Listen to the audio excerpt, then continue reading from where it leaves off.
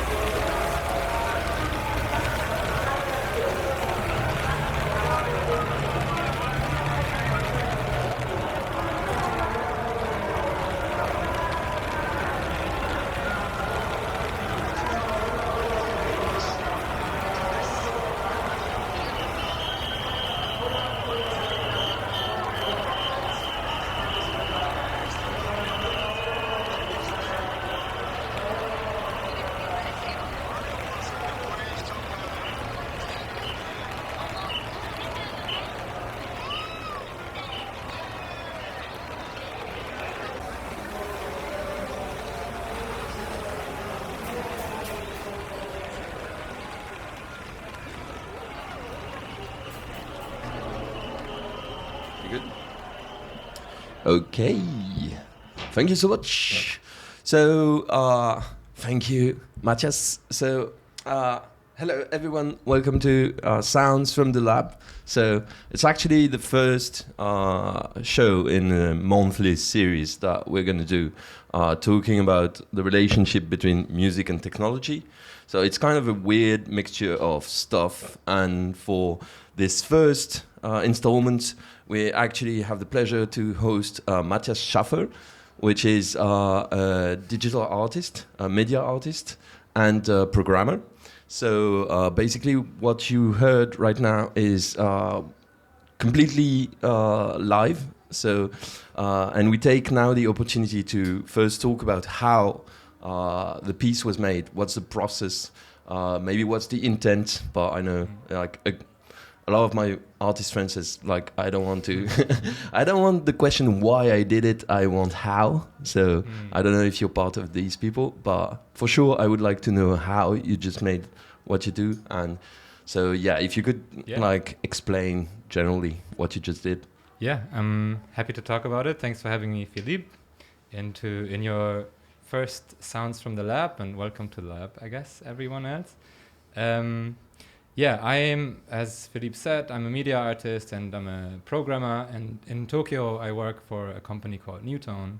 And we make neural audio software, which is basically using artificial neural networks to create interesting and weird and strange sounds.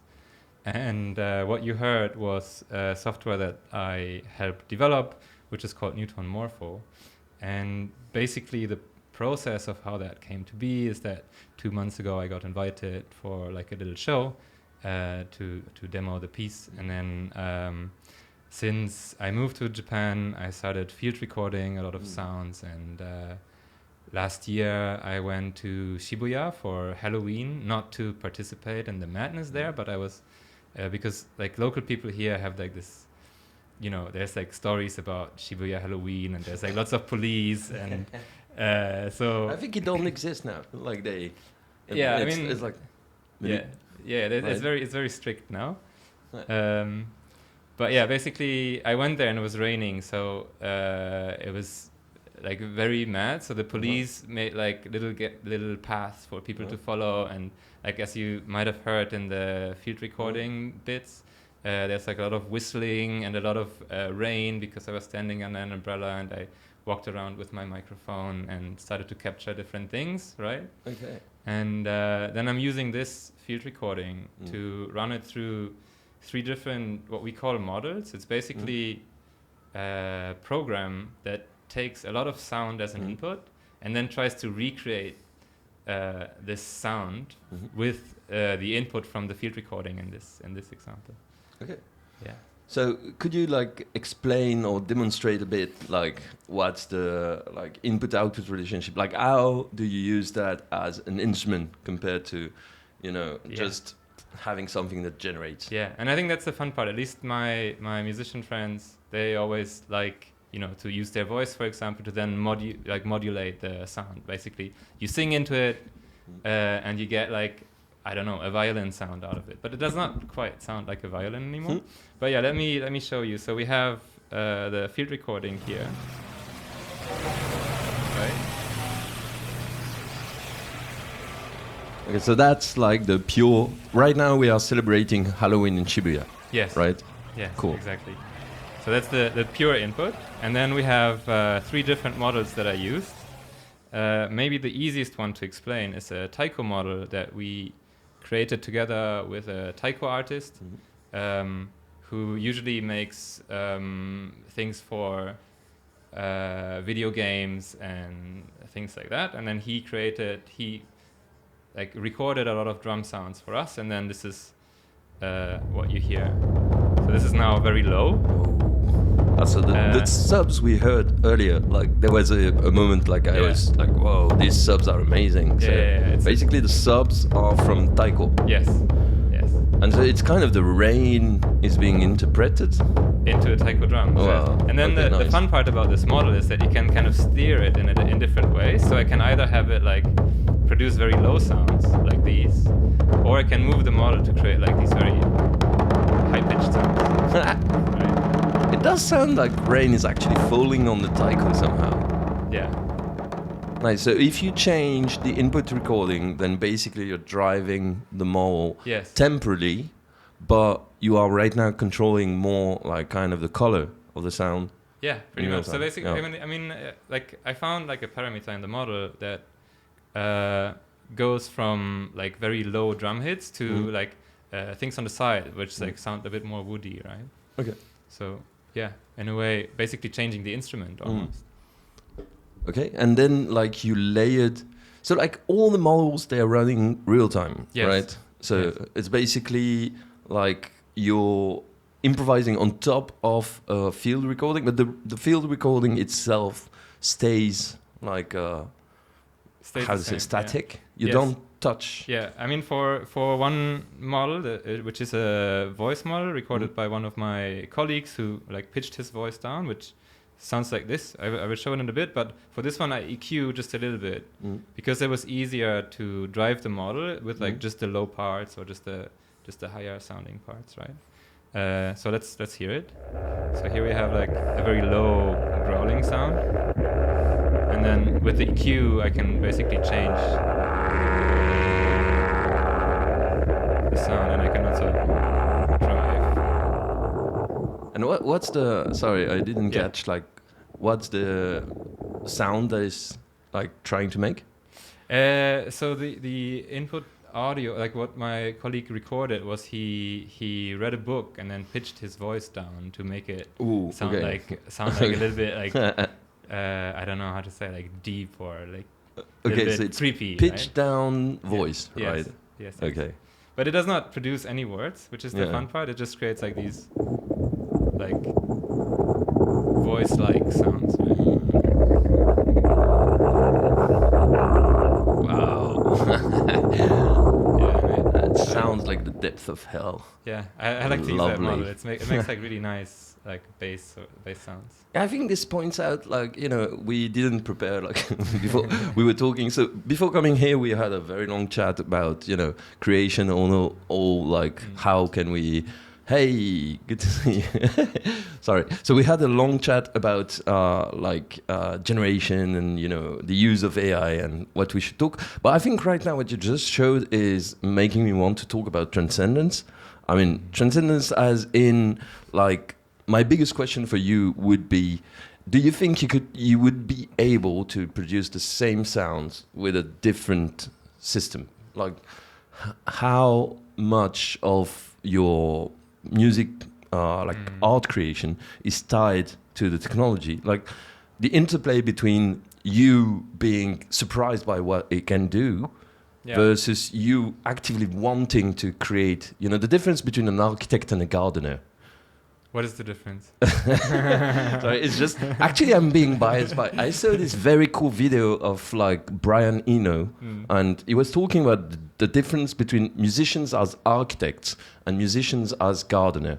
And if you're an architect, you're gonna want to plan your whole house. You don't lay one brick before you know exactly the plan of the whole house. You know, you just start building once you have like the measurements of every possible part, because otherwise it's stupid. The house will fall down. Whereas a gardener just plants things and look how it grows. Yeah. You know? Yeah. And I'm interested, like, I know it's a fuzzy, weird question, but I'm interested, what's your take and what's your approach with this when you have like this kind of technology? Yeah, no, I get it now.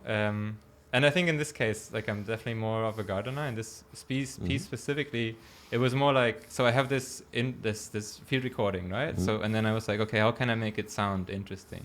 So I try like different models, try like different textures. I try to layer different things on top of each other, and then basically it grows out of it. But it's not a static piece, right? Because it's all live. It's kind of fun to map things onto different knobs and then like try to move at the progression of it. It's a bit, I don't know, maybe it's a bit like orchestrating an orchestra that doesn't do what you want to do, right? Yeah. It's like it's playing on its own, but you can just say like, like make it more intense, right? Or make it less intense, or change the instrument. Okay. Yeah, so do you feel like it's an instrument that is driving you and you're just like following the path, or? No, I think it's like any other synthesizer which you don't really know how to control, right? So it's more like maybe trial and error, where you go into a certain direction and it's like, oh, this sounds good, let me try to fix this into my composition, but then you never get to the same point again, right? Yeah. So you start from scratch, and it's like, and I like that. It's like a living piece. It's a bit like an organism that kind of controls itself in that part. That's super interesting. Actually, every time I talk about like the difference with these type of instruments or synthesizers, I always think about the relationship to FM synthesis. So for those who don't know, FM is like frequency modulation synthesis, and I mean, I guess you used it before, and like basically, there is stuff is happening and you don't really know what's happening. Like you turn a button and you're like, whoa, okay, that's cool. Yeah. And if you ever like turn another button and forget which one you turn, it's gone. Yeah. Like this sound will never come back. Yeah. Or you pitch it up an octave and suddenly it sounds completely different. Yeah, absolutely. So that kind of brings this idea of the error in the process, which is kind of, I think, the question of exploration. Like for instance, your piece was actually very like non-rhythmic. Yeah. And I'm wondering, like, is this a stylistic choice, or? I mean, again, like it's part of like what I drove it with, and if I use like rain sound, there's a kind of rhythm to it, but it's like it's not a 4 to the floor, right? It's and then I think, I don't know, especially with the taiko drums, also there's like, I think we imply rhythm into the music, but of course it just does everything kind of out of like the grid, right? Out of like a certain BPM. So, and I enjoy that, and I don't know, I didn't have like a specific intention of should I make it into a complete ambient piece or a noise piece. It's kind of like going in between, and I like that I can like change the sound, and then I don't know, I had this moment where like I changed all the knobs to like a specific setting, and then suddenly it's like a stable system, and it's like creating this like really nice pad, right? And so that was another thing I was wondering when you said, oh, it's stable now and whatever, like, do you feel like it's a completely non-linear, like non-linear would be a weird word, but to say it's every performance you make you will never ever sound the same, basically. Yeah, but you can say that with a lot of things, right? You can, I mean, I think that there's more a problem with like recorded music. But if you start DJing, then every performance doesn't sound the same. If you put one track like too late, it's like not true, but it's like there is some difference in the variance you can get. Like I mean, in this piece, I think I practice it, I don't know, maybe like 10 times, and it's always different, but it's always similar, right? And in terms of like the voices that I choose, the sounds that I chose, so the textures are always kind of similar. And of course, in my head, I have a progression of like, I want to start with a field recording, I want to end with a field recording. That's pretty much it, and everything in between just happens organically. Okay, yeah, that's super cool. Yeah, actually, I have two more like let's say global questions on this relationship between music and technology, and I guess the first one relates to what you were saying earlier. So you have an exhibition coming, right, this Friday in Berlin. Yes, Punke Gallery. Please go visit if you are in Berlin.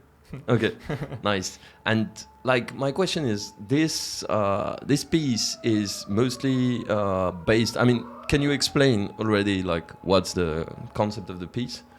I mean, in this, I don't know. I think I didn't have a concept. It's just that I like to make music. I have to use the software that I'm building, right?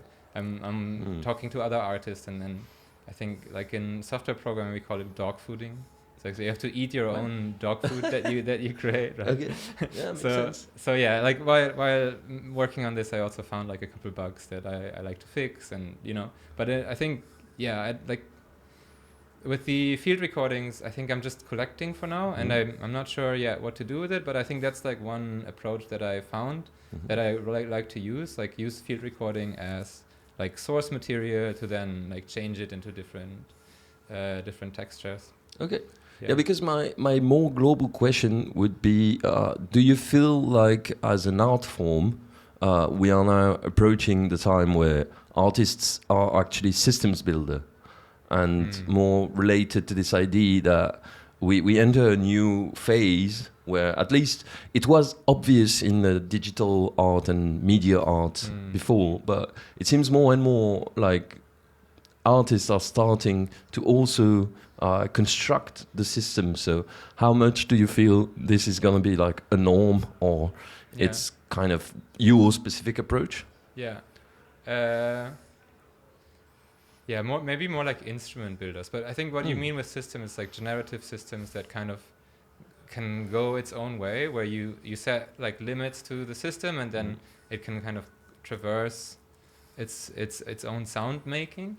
With Newtone, I think our approach is to give artists as much possibility as we can, and that means to be able to train their own models, right? So if you want, and you have like, I don't know, an album that you like where like the textures are similar, you can come to us, you can train your model, you can use it in the way that I use it to kind of make a new piece out of it, right? So it's a bit of a, I don't know, we call it sometimes like neural sampling. Like you don't take a sample from your previous tracks, but you put it into like this neural network, this weird computer program that mashes it up, and then maybe you get surprised by what you've done before, right? Yeah, that's perfect, because it's stemming, like coming back to Newton Morpho, like, and this kind of approach, which is like clearly different from what we hear in the mostly like public news about AI and how AI can generate, music by itself. It reminds me of, I don't know if you know about this album called Hooked on Bach. I don't know that. I mean, sorry, it's maybe it's Hooked on Bach. I never know how to say it properly, so I apologize. But it was kind of the first album to be made on a MOOC system, and it's actually like really hilarious. If you typed it, you have like this picture of a kind of Bach-looking person with like a wig and everything in front of a big modular system, and he's standing like it was the 18th century. And my parallel with this, like my image, is that the first thing we tried to do when we were confronted with modular synthesizer, like a new way of making music, was to actually perform the music of before, which is kind of Bach, And same if you think about, for instance, the TB303, which is like my favorite instrument ever. It's the acid sound. Yeah. Everyone who doesn't know. Oh, sorry. Yeah, so TB303 is like the acid sound. And basically the TB303 was supposed to be a bass emulator, like a bass player, right? Bass guitar. And I feel like every time there was a new technology, people were not like, how to say, it was too much outside of the realm of what they were used to, so they would start to do the same thing as before, which is basically copy-pasting either the melody or the way to interact with it. And interesting things happened when people like strided away from like previous way to interact with it, and then realized, oh, actually, we can completely change the purpose of it.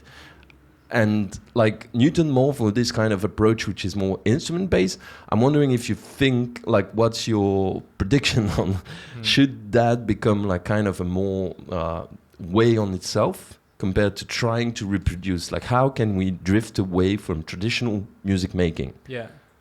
I mean, I don't know if we need to drift away from traditional music making. There's always room for more music, right? Making music, I don't know, with AI, it doesn't remove people making music with their guitar in their bedroom, right?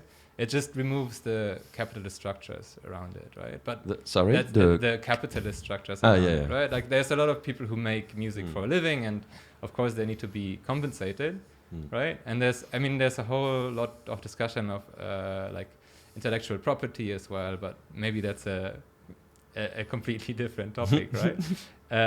But yeah, making new sounds, I think the 303 is a really good example, because as far as I know, the engineer who created it decided to make the filter sound the sound that the 303 makes, right? He could have made a more tame filter that doesn't produce like this harsh harsh acid bass line, but he decided to leave it in for people to crank the knob all the way up to create like this alien sound, right? And I think for us at least that's also what we try to do, is that I don't know, in a lot of discussions when we design interfaces for artists, we try to include the artists, we let them play it, right? But also it's a fine line between like how much do we need to remove to make it like one button that makes it sound good to like a lot of buttons that can make it sound bad, but also maybe this like 3 noise artists in the world who like to make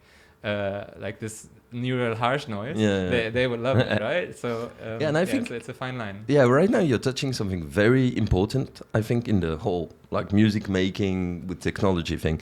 Like the fact that Newton Morpho can like produce bad sounds, I think is actually a huge plus. Because for me, like what's really annoying about AI music and whatever, or even AI slop, like all the images, is that it's always perfect. Like it's always clean and whatever. You don't have space for errors, which is actually where I think serendipity. So serendipity, which is just discovering something out of an error, by pure chance, is actually where most of the big changes in music happened, right? So allowing these errors, I think, is actually super important. And I'm wondering like how you go with this process with the like instrument. For instance, like one other big question I have is that do you feel like there is a learning curve, which I think is super important for instrument or music making? Like you start being bad and you become better, whereas with a prompt you just like type the words and it's there, right? Yeah, I don't know too much about it. Maybe there's people who write like amazing prompts, but but I don't know. I think I agree with you that like learning is part of like also adopting it, right? Like to feel like it's part of you. I don't know, with all of the instruments in like the typical sense, like I don't know, an axe or like a computer mouse, all of this is kind of like an extension of our human bodies, right? And I feel like that's especially important in music, right? Is that you have to kind of extend your brain into the instrument to make it feel like it's yours, right? Wow. So do you believe in Neuralink? In Neuralink, I don't know. I did some experiments with like using EEGs to drive. We did actually one with one of my colleagues in the office. There's a video on our Instagram where we drive a neural network with an EEG actually, right? So we map some of the EEG waves into the neural network, and it's a bit boring, right? Because you just sit there and meditate. I like to move my hands, right? This is how I like to use my brain. I don't know. Nice. That's actually, I think for conclusion, because I don't know how much time we have left. But it's 1 minute. 1 minute. And it's weird. Nobody came to say, stop it. We're actually all alone in the studio, so we can continue on and on. Yeah. But let's like take I would say more of a like prophetic step. I don't know. Sure. If you're okay with it, it's like, what do you feel like would be the next step? I mean, I'm not talking about predicting the future and whatever, but if you had the control to where all of this should be headed, like what would you like to, either personally or globally, like what do you feel is the next move? I think one thing with laptop music that's really like the direction that like even CDJs and every kind of computer music took is very not collaborative, right? So everyone sits in front of their computer and like does like the whole process of like driving a whole orchestra, right? Like putting tracks together, and then they go on stage and they play once. And I think in terms of like when we look at the legacy of what music making used to be, it's a very strange time that we're living in, right? And I think this collective and collaborative effort is something that I wish would be more, especially in like digital music and computer music.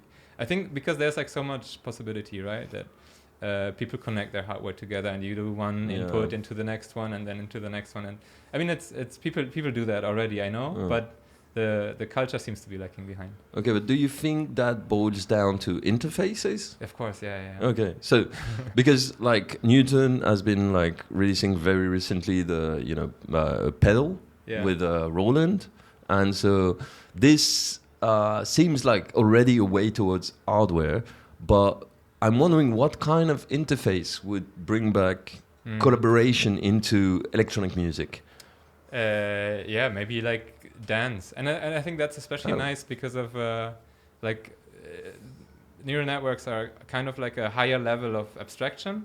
So you can drive like 6 synthesizers at the same time just by moving your fingertip from one place to another, right? Like or like I don't know, using an XY pad or any sort of things, right? But I don't know, maybe if we all have sensors and we use our bodies to make music, that would be fun, right? Okay, so like that was a big question. I mean, since nobody is coming to stop her, so I'm gonna just ride on it.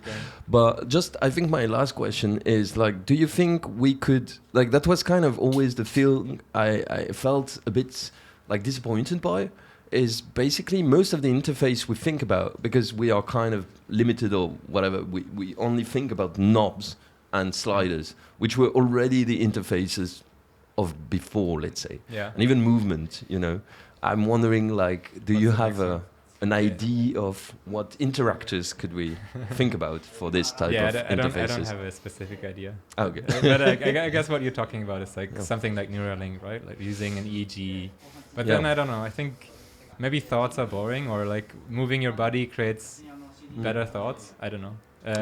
But I don't have a specific, I don't know. Maybe like connecting multiple brains together then. So suddenly creates like a completely new... nice. I think that's a great conclusion, actually, connecting multiple brains together. So hopefully we'll see that before the end of the year in the next Sounds from the Lab. It's the first time I host a radio show ever, and I kind of know the gimmicks. So I hope to see you next month and tune in for more crazy experiments. So thank you so much, Matthias. Thank you, Philippe. So do you have a gig coming? Like, no, not at the moment. Okay, but please. Like exhibition Friday, but in Berlin, right? Not here. Okay, cool.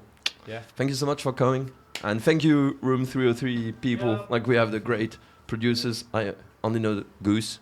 So thank you, Goose. Now, the time is now. Yeah. Of Nice. course. Thank you to the so Newton much. team as well. Yeah, thank you for inviting, and see you next month.